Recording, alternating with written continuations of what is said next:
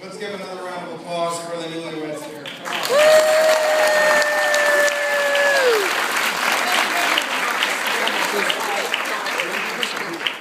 I'd first like to thank you all for joining us here tonight to celebrate the marriage of Danny and Sarah. I'd especially like to thank the Apple and the Webster family for inviting us all here tonight, because without them, I'd probably be giving this speech in the back alley behind Pierre's tonight.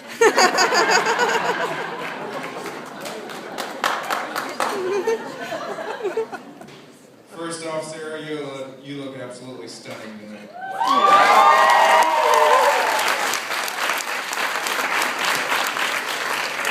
Next to my wife, the next best thing.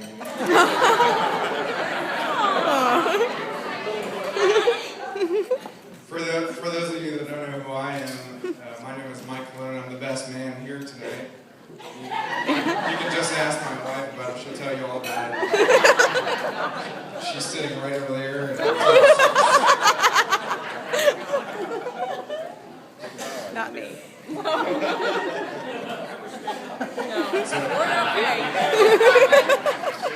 She's the blonde. Stand up. Black dress, the other blonde. So I first met Danny, freshman year in high school, and that's when the trouble began. It was during an awkward stage in a young man's life where your feet and your head are too big for your body, and your voice sounds like Peter Brady. We definitely had a lot of good times in high school. Maybe got in just a little bit of trouble here and there.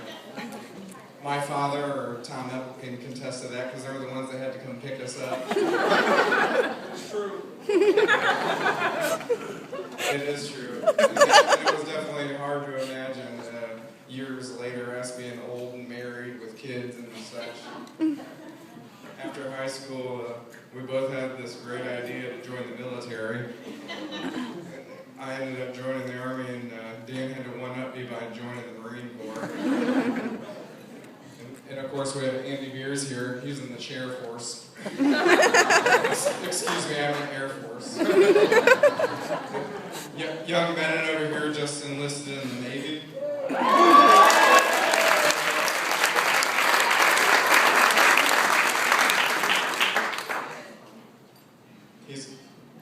They enlisted him as a first-class seaman. I recruited him to tell him about the hot racks on the ships. But that aside, we're proud of him. You know, Justin Bieber here and all.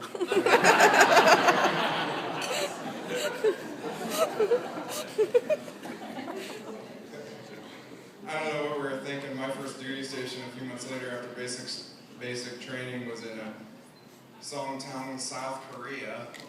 And months later, Danny was right across the pond in Japan.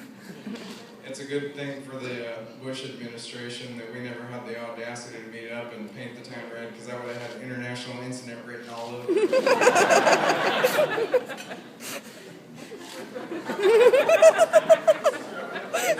It is true.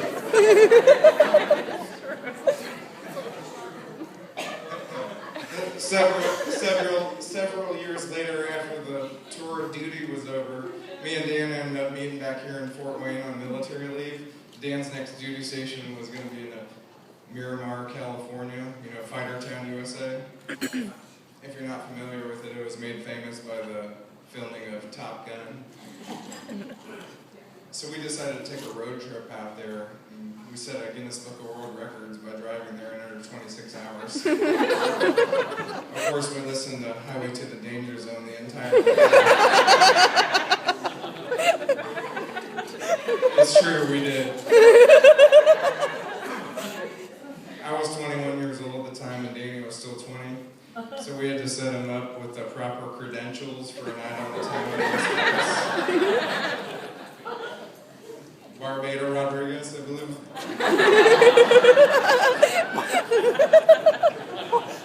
So we both had military IDs back then, and back the older style military IDs, your birthday was on the back of it. So me and Dan had this great idea. We photocopied the back of my military ID, Dan worked an admin position in the Marine Corps at the time, so he had access to military ID card laminate, a DoD hologram. So we laminated my ID card on the back of his. Let me tell you, this ID card was flawless. Much better than the fake Bishop Dwenger ID cards we used to make. That said we were 18 years old.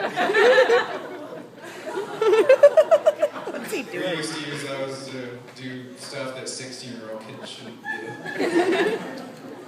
So we ended up...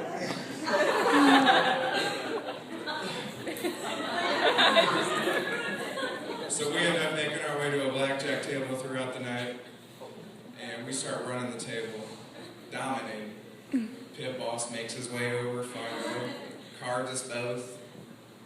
I switch it up a bit by showing him my Indiana State driver's license. Dan shows him his new military ID card that we made for him. He looks at them both and says, "You guys have the same birthday?" And Dan says, "Well, yeah, we're brothers." And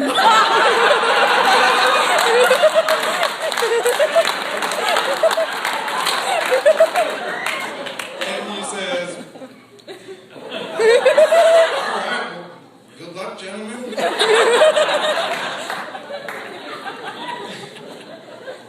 Apparently, he must have went to Las Vegas Community College because he completely neglected the fact that we have different last names and we look completely different. Whatever. We had a good time. We were around the table. Dan, you've been like a brother to me since high school, and we've had a hell of a lot of good times, man.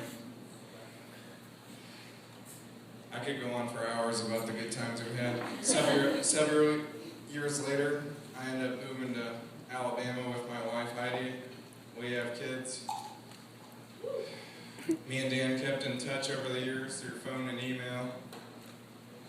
Dan's telling me about this great girl he started dating, and then he just can't wait for me to meet her.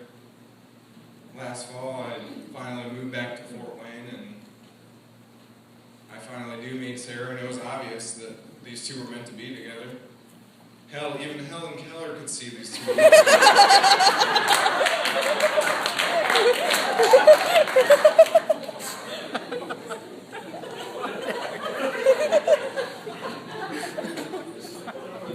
Several months later, me and Dan are at Tom Apple's house, down in the basement playing pool.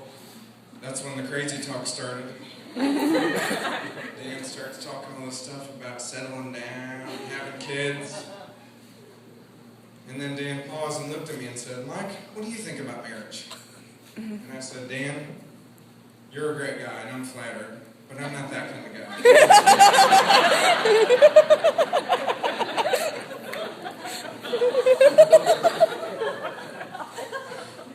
Yeah, Dan was a smart man. He found himself a beautiful, successful businesswoman that already owned a house, you know.